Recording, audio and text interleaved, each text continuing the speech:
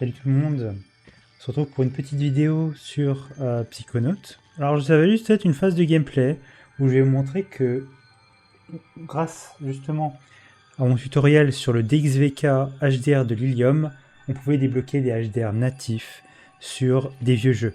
Ça c'est un jeu DirectX 9 en 32 bits et tout simplement les développeurs ont travaillé, ont des données HDR qui sont dans le jeu, dans le moteur du jeu, et qu'on peut justement recouvrir avec le mode de DXVK. Donc j'avais fait un tuto à part pour ça, je vous invite à voir si vous voulez.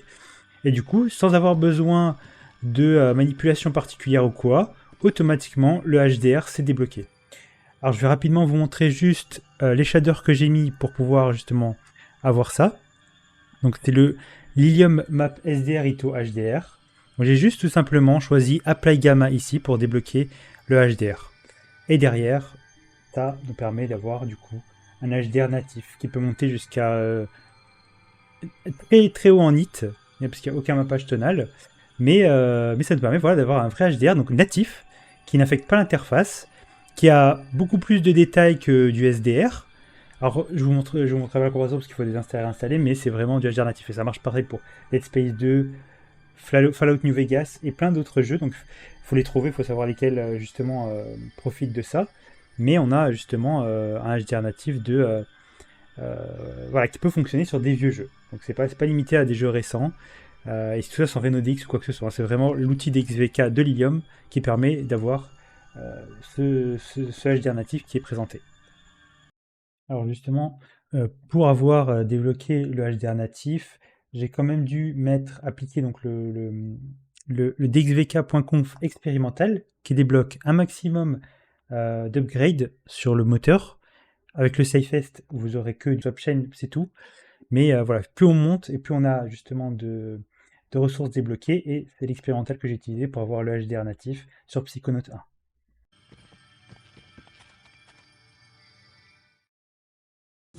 Rasputin Trésor, mais qu'est-ce que tu fais ici?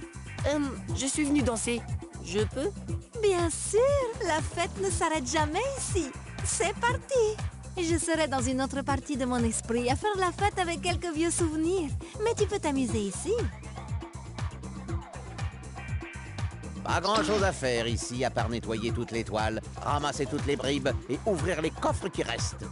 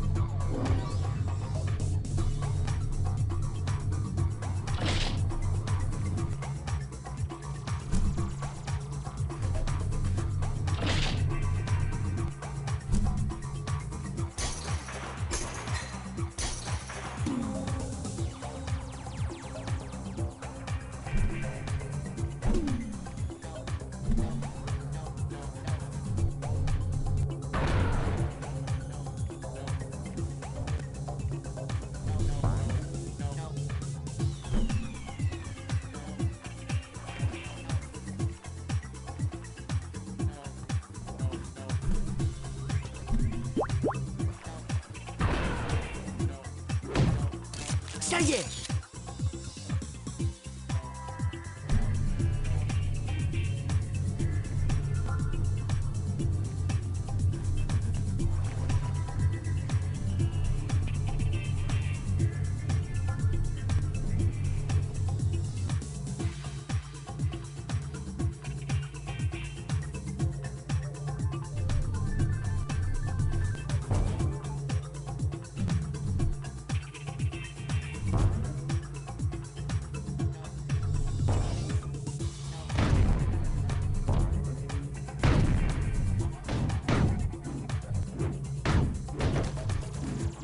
Oh! Attention!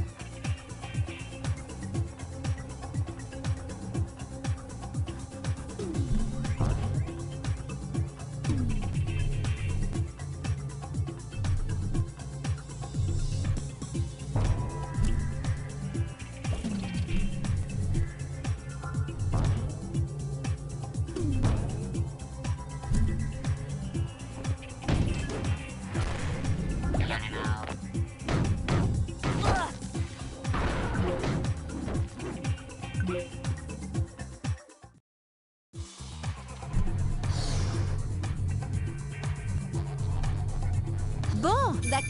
Prêt? Partez, baby!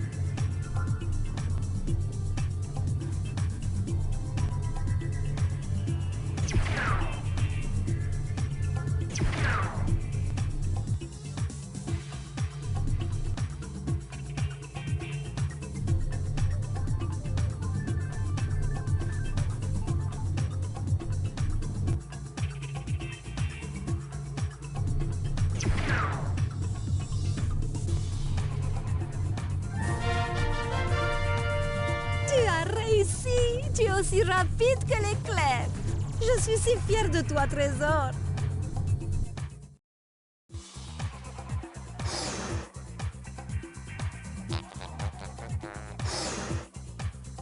Hey!